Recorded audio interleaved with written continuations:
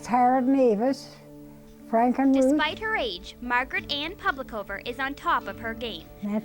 That's the crew at the hall. She was born on January 3rd in 1906, which makes her 100 years old today. But that doesn't stop her from her favorite activities. Tomorrow night is bingo. Tuesday night, if it don't storm, I'll be going to a card party. Two of Margaret's hobbies are bingo and card playing. She makes the trip from Smith's Point Road to Sheet Harbor to play as often as possible. But she doesn't stop there. She can't wait for a trip to Maine, coming up on the bus with the other ladies. Something else Margaret enjoys is her crocheting. She has made tablecloths for most of her family. She's gotten so good at it that she can do it in her sleep. She would be sitting there crocheting and her eyes would close and she would fall asleep and her hands would not stop. And she wouldn't, and then she would wake up and she would check and she'd never miss a stitch. Margaret grew up in this house on Snow's Road with her parents, Charles and Jane Snow, and her two brothers and sisters.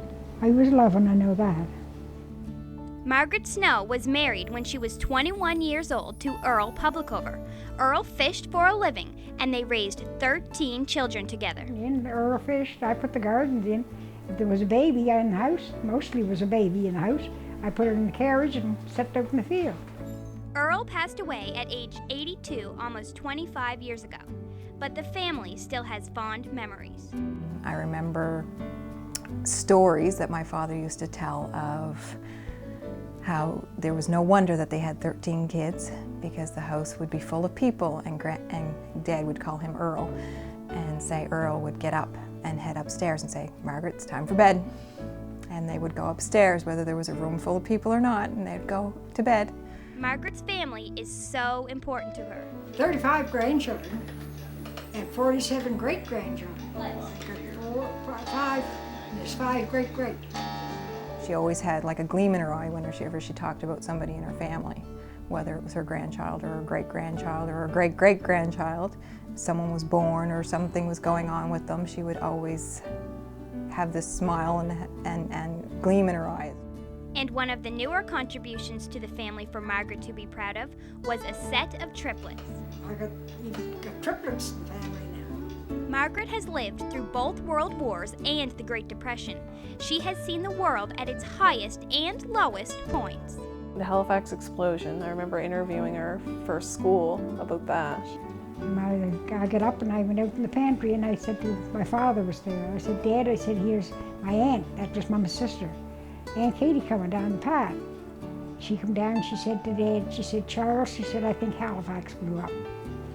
He said, why? Well, he said, look out. We could see the black smoke coming up over the point here.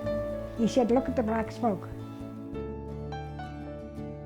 Margaret spent most of her life without electricity or running water, without a TV or a car. But to date, her favorite invention would have to be what we like to call the clothes dryer. I can see the difference now. So I got an automatic. Put my clothes in and go sit down. We'd go to school. We'd leave in the morning, walk around Quaddy School. Mum would start washing clothes in the scrub board. We come home, she'd be still washing clothes in the scrub board. Margaret has raised and cared for 13 children. Many of those still living are now seniors themselves. Living so long, it must be hard to see your family and close friends die. One daughter, Florence, who passed away just this past November, still brings tears to Margaret's eyes. And Mom was very close with her because Mom always did everything for her. She would come down, wash her curtains or take her up to the harbor to get groceries or whatever. She did a lot for her. So we always thought, okay, this is going to be really rough on her because, out of all of the kids that she's lost, this one was the closest with her. Florence was the hardest one I missed because she was down here so much. She always come and she always done so much for me now when she was down. She was always down 2 or 3 times a week. She'd come down. And I could hear her when she'd come in the door, she would say, I'm here. But Margaret has a quote that she lives by. Well, every single time that someone has passed away, she's always said that life goes on. I think the one thing that kept her going, like when each one would die, she would think that life still had to go on. She always said that. It's unanimous as to what most people think of why Margaret has lived such a healthy, long life. I guess, the way she was brought up, what she ate, and hard work. Yeah, she's never stopped. She's never been in a hospital. She's never had any kind of medication. So she's not, you know, living on any of those things. She's just always had a zest for life. She's always go, go, go.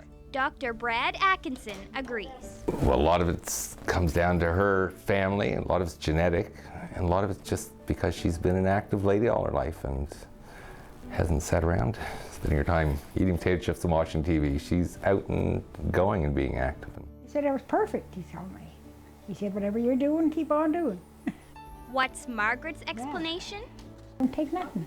Just what I eat and I drink. And some of them asked me what medication. I said I don't take nothing. I know what eating and drinking. I ain't gonna tell you what that is.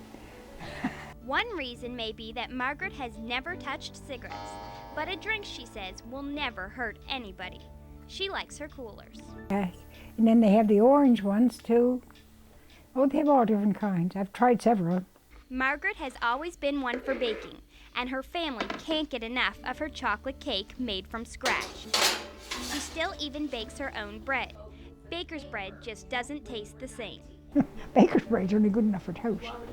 And she knows a good meal when she sees one. She loves her field lobsters every lobster season in April, that she has to have a lobster, and she loves that. She's always loved her lobsters. And it wasn't too long ago that Margaret went fishing. And I think it was the first fish she caught, her husband being a fisherman. That was the first fish that she caught. And we meet a lot of friends in the campground. Another favorite hobby of Margaret's is camping in the summer with her son Jim. They go all over the province and even to PEI in their trailer. Oh, we play cards sometimes, or we just sit around and talk. Margaret enjoys the getaway and the friends she meets there. I get surprised to think of what age I am. They can't believe it. I always said I can't believe it myself. Margaret has lived in the very house she lives in now for the past 79 years. They even moved that house from up the, it used to be up the road up on the hill, and they dragged it down. It's a little crooked, but it's well lived in. Margaret's neighbors say she hasn't changed at all. I've been living across the street from Margaret, Publicover, for 26 years. I watch her go to bingo 2-3 times a week. She's out in her garden. She's, you know, she goes for walks up the road. She goes camping every year. She's, you know, she's a remarkable lady for her age, you know, for 100 years old. Margaret Publicover has lived a long and fulfilling life. She has seen more in her lifetime than several people combined see in theirs. Her stories are a treasure. Yes, we just had the wood stove then. There was no electricity. We had no electricity. No running water. And some of the girls across the river there, they used to complain when they got electricity how tired they were. I said, you just don't know what hard work is. You just don't have to carry, we had to carry your water in, carry it out. And you don't have to stand over a scrubbing board, I said. Or you don't have to go outdoors and hang out clothes in the snow, like I did. Get down on the floor, and was no oilcloth on the floor first, so we got our oilcloth on the floor. Get down and wash the floor up with a bucket of water. We got no electricity, no vacuum cleaners then. And all who know her know how remarkable she is, not only for her age, but for the woman she was and still is. If everybody had a mother like her, there'd be no complaints. She's great.